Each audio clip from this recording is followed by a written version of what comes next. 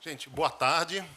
Boa tarde. Gostaria não, vou cumprimentar a todos aqui na pessoa do diretor da escola. Está começando agora uma tarefa que eu sei que não é fácil, que é implementar uma escola, principalmente uma escola de magistratura. Eu sei que aqui tem vários professores e vários magistrados. E vou dizer uma coisa, se aluno é difícil, aluno magistrado é a visão do inferno. Você não tem noção do que é isso.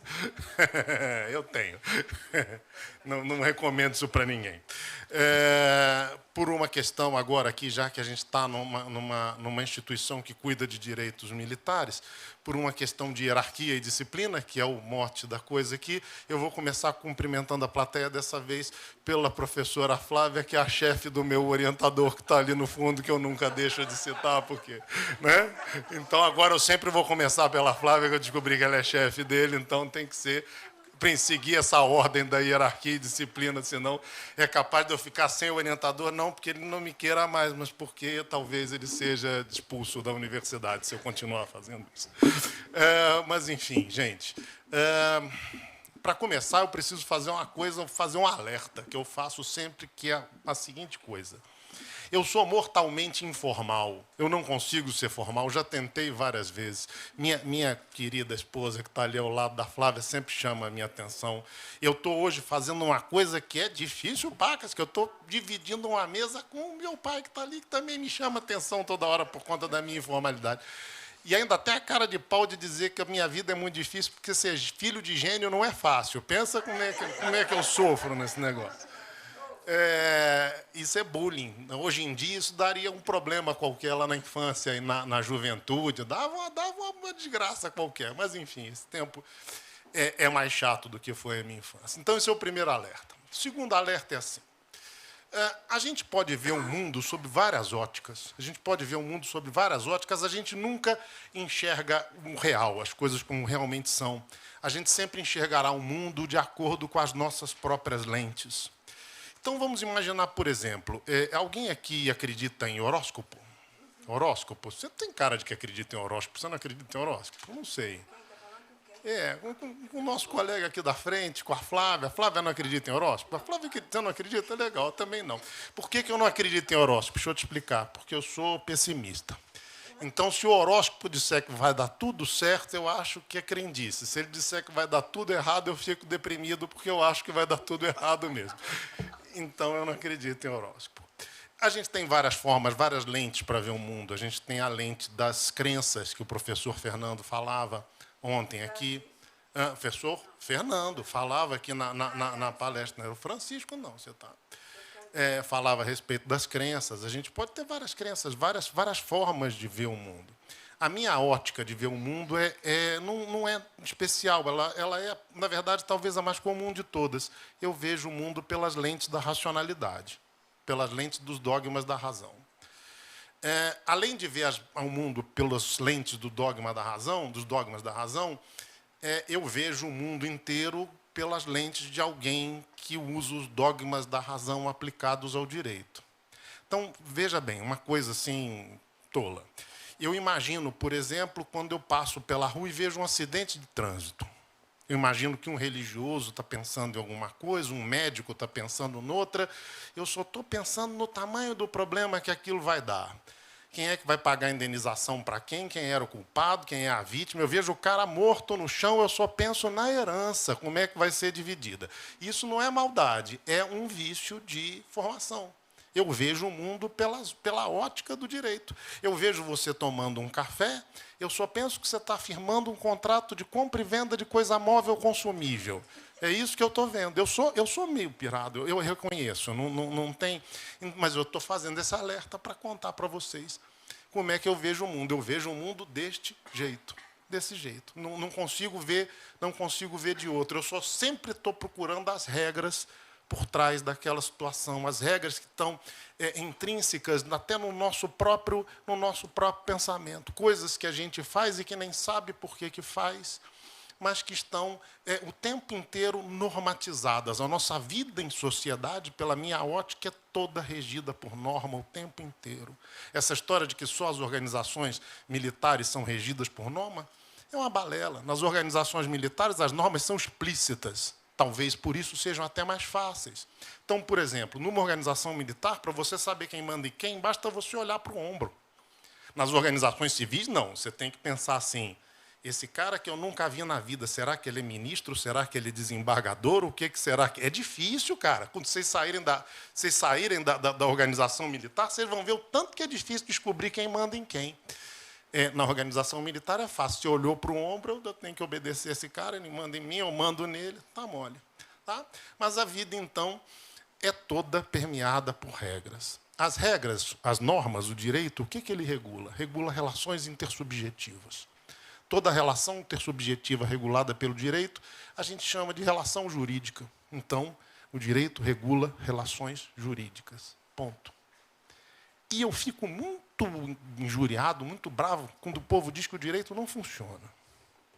Fico irritado quando o povo diz que o direito não funciona.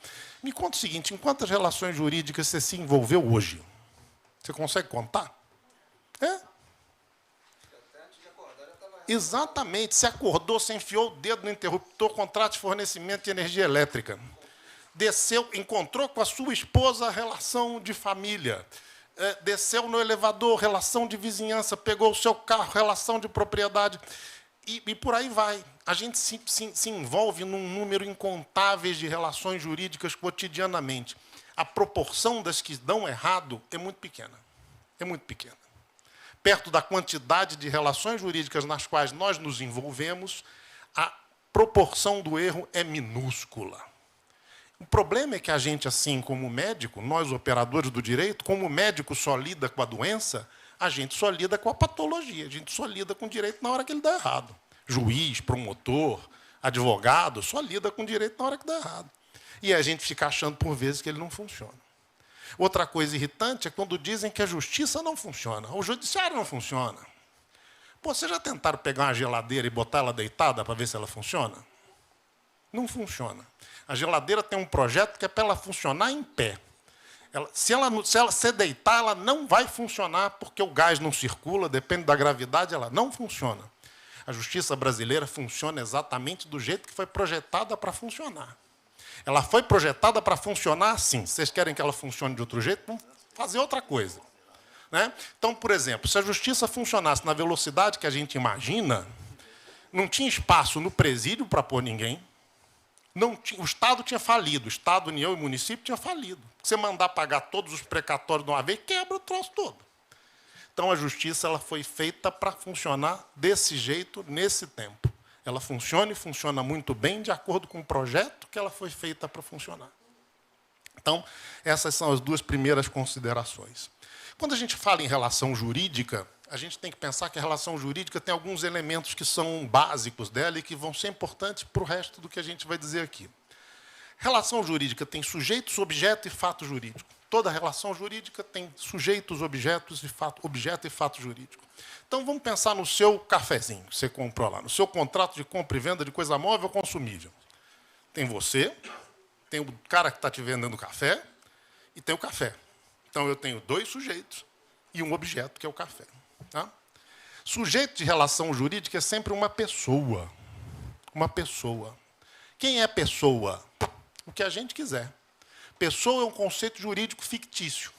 É um polo, é um ente dotado de capacidade de contrair deveres e exercer direitos.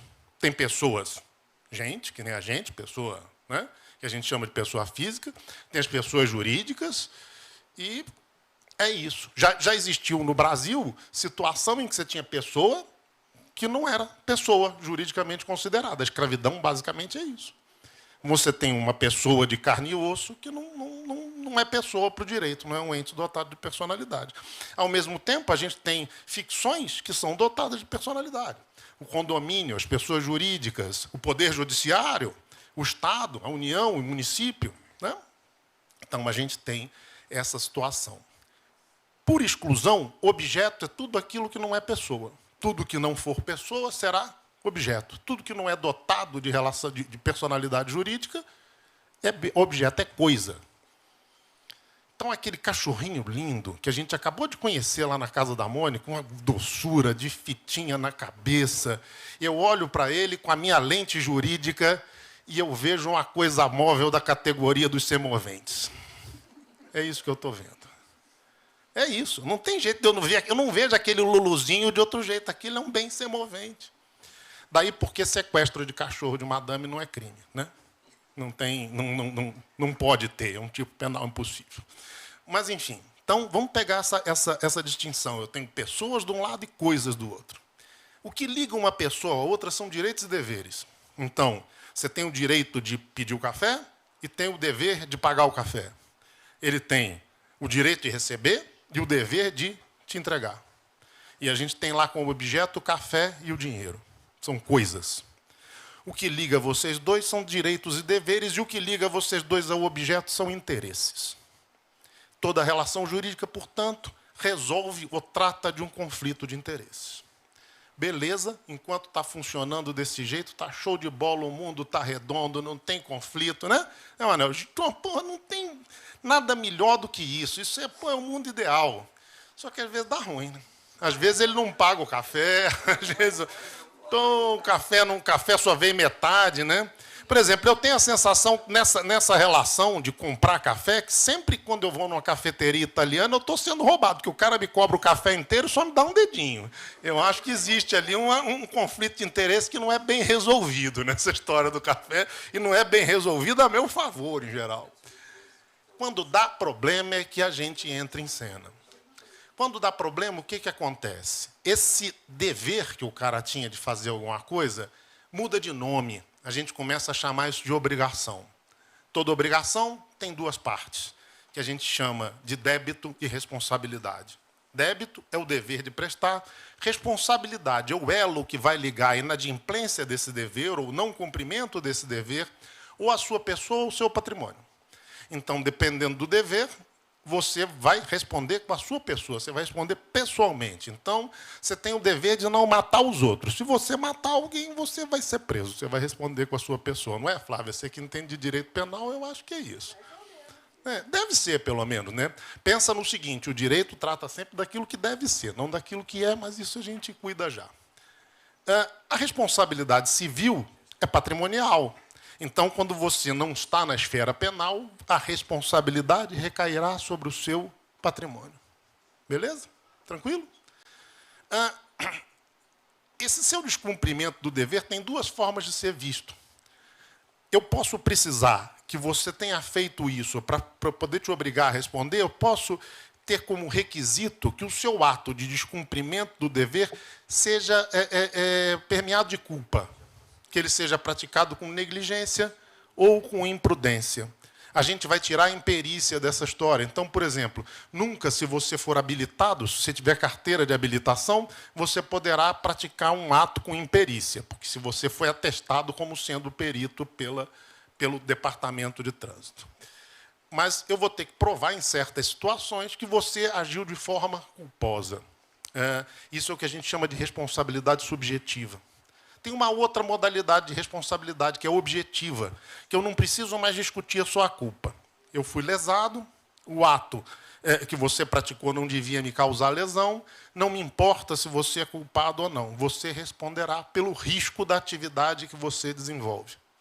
Existem várias teorias sobre o risco. Existe do risco ligado àquilo, é o benefício que o perpetrador do dano tem com aquilo, o risco administrativo, que é aquele suportado pelo Estado, e a teoria do risco total, que interessa, a teoria do risco total não vigora no direito brasileiro. O que é a teoria do risco total? Causado dano, você vai ter que indenizar o dano material ou compensar o moral, e não tem escapatória. Nas demais teorias, a gente tem escapatória. Se houver caso fortuito, força maior, ou culpa exclusiva da vítima, o ato exclusivo da vítima, eu consigo me livrar do meu dever de indenizar ou compensar. Tá? Estamos indo aí até aí, na boa. Dúvidas, problemas? Podem perguntar, está incluído no preço, tá? Fica à vontade. Estamos com isso na cabeça? Então vamos agora para a inteligência artificial. Vamos resolver ou tratar um pouco do que nos interessa. Até que a gente mude a nossa legislação, inteligência artificial é coisa. Você falava ontem, Manel, de um jeito muito claro, muito interessante, a respeito da arma coisa, da que tem alguma autonomia e da que tem total autonomia. Na esfera do direito brasileiro, não interessa, as três são coisa. Nunca serão responsáveis por nada, salvo se o constituinte ou o legislador resolver lhes atribuir responsabilidade de personalidade jurídica. A responsabilidade será sempre de alguém que não é a inteligência artificial. Será sempre do utilizador, de quem obteve algum ganho com aquilo, de quem está usufruindo algum benefício daquela história. Tá? Se for uma inteligência artificial a serviço do Estado, a responsabilidade objetiva, risco administrativo, resolvido o problema. Se for numa relação de consumo, a responsabilidade será de qualquer um dos entes do elo da relação de consumo. Se for de um problema qualquer de uma relação contratual, a responsabilidade será apurada nos termos do contrato. Veja bem que eu quero contar para vocês o seguinte, a gente não precisa criar uma norma para resolver esse problema. A gente não precisa criar um instituto jurídico novo. Está tudo posto para funcionar. É só a gente aplicar. E aplicar direito, com a regra da racionalidade. Isso é um troço que me irrita, que me dá nos nervos. Duas coisas me dão nos nervos quando eu leio textos de direito, e principalmente sentença judicial. As sentenças são um pesadelo. Quando eu vejo uma sentença que começa assim, é do meu sentir, eu penso assim, vai para o inferno, que eu não quero namorar contigo, eu quero uma decisão, porra. Que junte Lé com Cré, que ligue o nome à pessoa. Tem umas decisões que você olha e fala assim, quem perdeu, quem ganhou nesse negócio aqui que eu não entendi. Outra coisa que é mortalmente irritante em responsabilidade civil é o seguinte, você vai ter que pagar a compensação por danos morais no valor de 2.000 euros, obedecendo ao princípio da proporcionalidade. O que é isso? Proporcional é o seguinte, 10 é 10% de 100. É proporcional o que é o quê? Qual é o parâmetro? Depois, outra coisa que a gente pode, hoje não dá tempo, mas uma hora dessa a gente conversa. Vamos esquecer essa história de princípio, pelo amor dos meus filhinhos. Isso não serve para nada, só para fazer confusão. A gente tem um texto normativo que não se confunde com a norma. Na hora que eu vou usar aquilo, eu vou criar uma norma a partir do texto. Essa norma é composta de hipótese, preceito e sanção que eu estou criando. E ela vai ser aplicada. Ela tem que ser coerente com o resto do sistema, porque o direito é um sistema. Pode ser transformado num sistema formal e hierarquizado. Tanto que a gente está fazendo isso, criando vários modelos de inteligência artificial no âmbito do Poder Judiciário, que estão ajudando a gente muito. Não preciso desse tipo de coisa. Eu posso fazer uma decisão clara, compreensível. Compreensível é o destinatário da decisão. Quem é o destinatário da decisão? É o advogado? É o juiz? É o promotor? É o desembargador? Não. Destinatário da decisão é o cara que perdeu. O sujeito que ganhou não está nem aí, ele ganhou, não quer saber o que está ali. Agora, o que perdeu, precisa entender por que ele perdeu. Senão a gente deslegitima a decisão judicial. E presta atenção, isso é um perigo brutal. Isso é um perigo brutal que eu vejo pouca gente falar e pensar a respeito dele. Por que o juiz é juiz? Quem é que diz que a gente tem que obedecer o que o juiz diz? Hein? É o ordenamento jurídico. Né? O juiz que nega o ordenamento jurídico porque acha que é injusto, porque acha que ele pode flexibilizar não sei o quê, ele está negando a própria função. Porque se ele flexibiliza, eu posso flexibilizar ele também. Entendam isso, a gente tem que fazer as coisas de acordo com o que está previsto na norma e a gente tem como fazer isso sem o menor problema, sem inventar palavras novas, sem inventar institutos novos. Está tudo posto, tudo aí. Sempre que eu vejo uma grande novidade, eu lembro na década de 90, quando inventaram, entre aspas, a ação monitória no ordenamento jurídico brasileiro. Falei, gente, isso estava no Código de Processo de 39, antes disso estava nas ordenações do reino, vocês não inventaram nada não, já estava lá. Recentemente inventaram um outro negócio, são os alimentos gravídicos. Se a criatura engravida, não tem relação com o pai da criança e precisa de alimentos para aquela criança sobreviver. Inventaram essa coisa nova. Não, isso também já estava lá atrás, vocês estão só requentando a mesma coisa. E a mesma coisa eu vejo acontecer com o fenômeno da inteligência artificial. Pode ser que um dia essa inteligência artificial se torne de fato senciente. Quando isso acontecer, ela vai ser totalmente diferente da gente, porque a forma que ela trabalha é com outros parâmetros, é com parâmetros de zeros e uns, é com uma lógica que é bem diversa da nossa. Talvez até ela já tenha própria senciência e a gente não saiba, porque é tão diferente da gente que a gente não conseguiu perceber. Mas o que nos importa é o seguinte, à luz do ordenamento jurídico, enquanto a gente não atribuir personalidade a esse software de inteligência artificial, eles são coisas, não podem ser responsabilizados por absolutamente nada. Terão que ser responsabilizados os seus utilizadores, os seus inventores, os seus criadores dos seus projetos, aplicando-se o regime da responsabilidade objetiva ou da responsabilidade subjetiva, dependendo do caso e dependendo da matéria que tiver em questão. Me perdoem dizer isso, é um pouco diferente do que foi dito aqui, mas eu acho isso tudo extremamente, mortalmente simples. Basta a gente aplicar o ordenamento jurídico que já existe, sem fazer firula e sem também usar um vocabulário do século XIX, que é outra mania que jurista tem, né? Advogado, juiz, promotor, tem mania de achar que está no século XIX, de escrever assim. A decisão vergastada, calha, fiveleta, jurisprudência do Excelsior ninguém entende isso, vamos parar com isso, vamos escrever num português compreensível ao destinatário da norma. Vamos tentar usar direito com base nos princípios da razão. O que a gente já tem e que tem funcionado muito bem há 2000 anos e que dá para a gente usar numa boa. Talvez um dia a gente precise atribuir personalidade jurídica aos agentes de software para não criar uma nova geração de escravos. Mas até lá, vamos fazer menos confusão e aplicar o que a gente tem. Gente, mais uma vez, obrigado, desculpa pela informalidade, pelo jeitão assim, mas é isso que eu tinha para dizer para vocês. Por hoje, segui exatamente os 20 minutos, prometi que era uma página só. Valeu.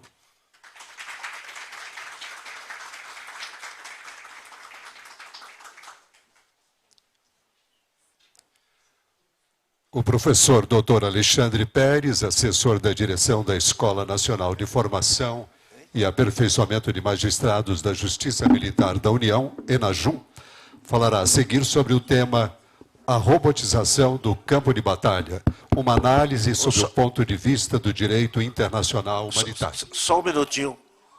Eu gostaria de cumprimentar o expositor pela sua exposição muito objetiva, muito direta, mas confesso que eu não ficaria confortável se eu não fizesse duas observações.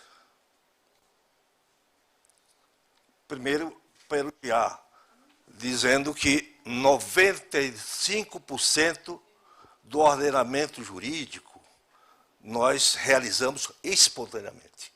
Espontaneamente.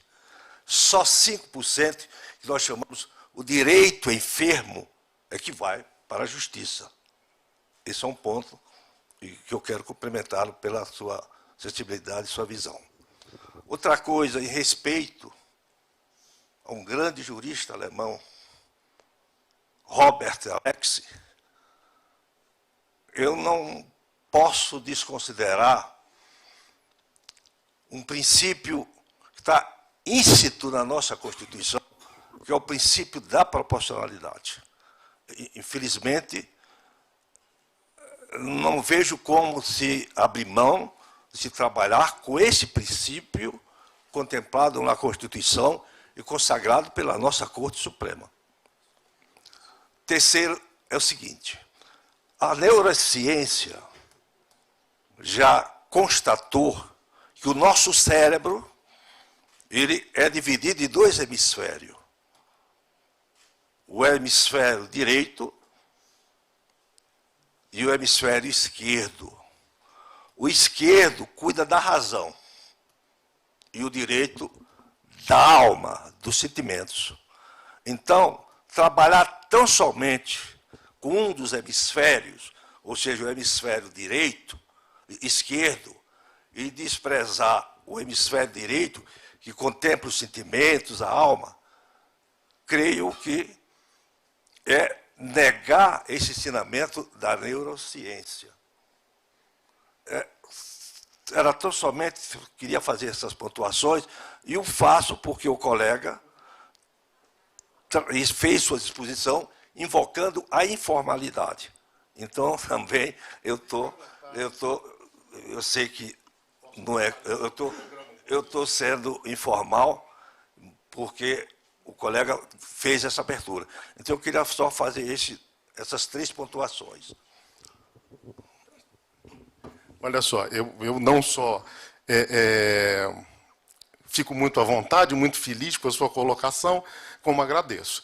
Acho que a pior coisa do mundo é a gente ter sempre alguém concordando com a gente, né?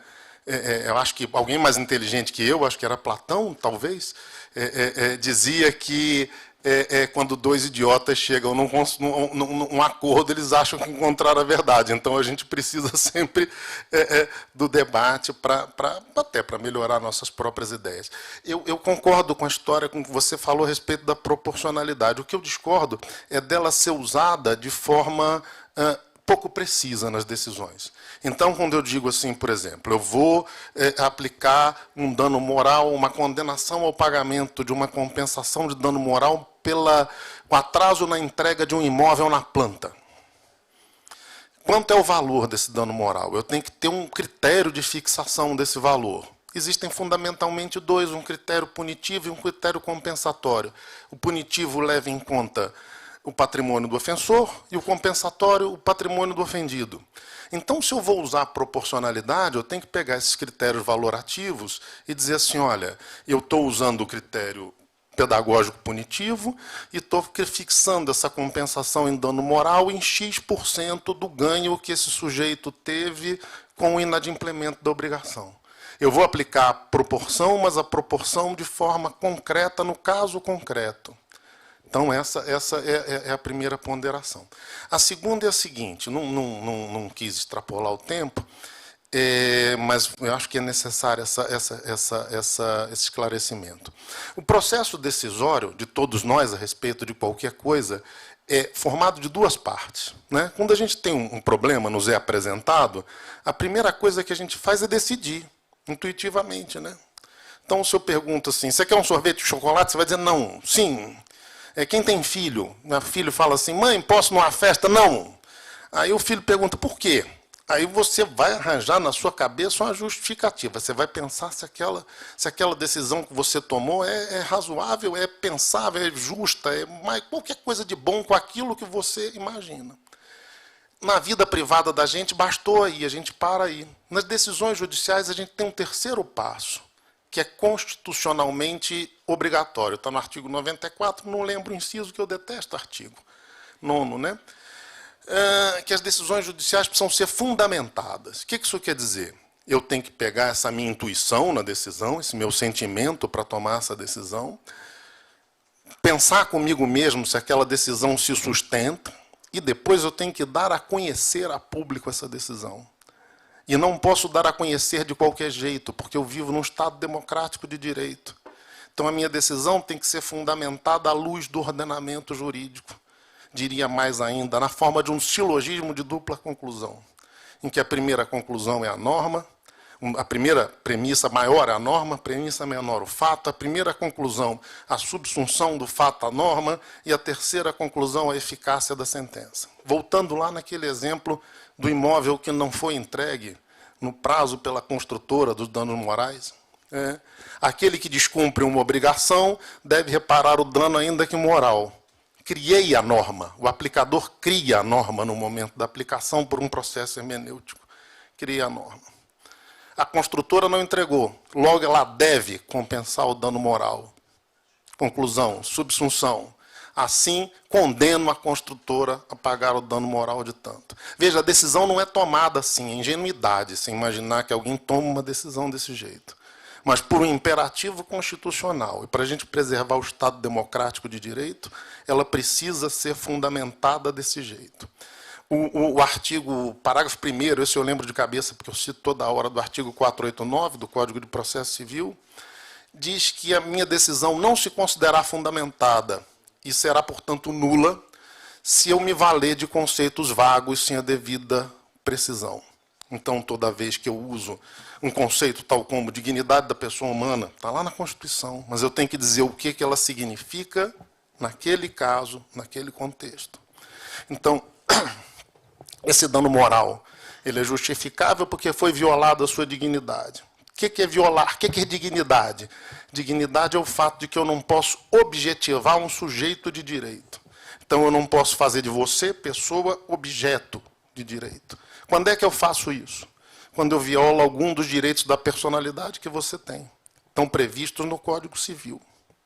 Então, quando você não recebe o seu apartamento, a sua honra subjetiva, sua autoestima é abalada. Então, a sua dignidade foi violada e eu vou condenar o outro a pagar a compensação. Isso é a aplicação da razão na decisão judicial. Eu preciso, não que ela seja tomada desse jeito, porque ela será tomada. Quantas vezes a gente não olha para um caso e fala assim, pô, acho que esse cara está errado. Você ouve a história e fala assim, isso aqui está errado. Eu lembro lá no gabinete que ia um velhinho despachar todo dia com a história de uma posse. Eu dizia assim, esse velhinho é trambiqueiro, isso tem cara de trambiqueiro, só pode estar errado isso. E aí vamos ver se ele está mesmo ou se não está. E vamos construir a decisão dentro do ordenamento. Não dá para decidir dizendo assim, olha, ele é trambiqueiro. Não esteja dito.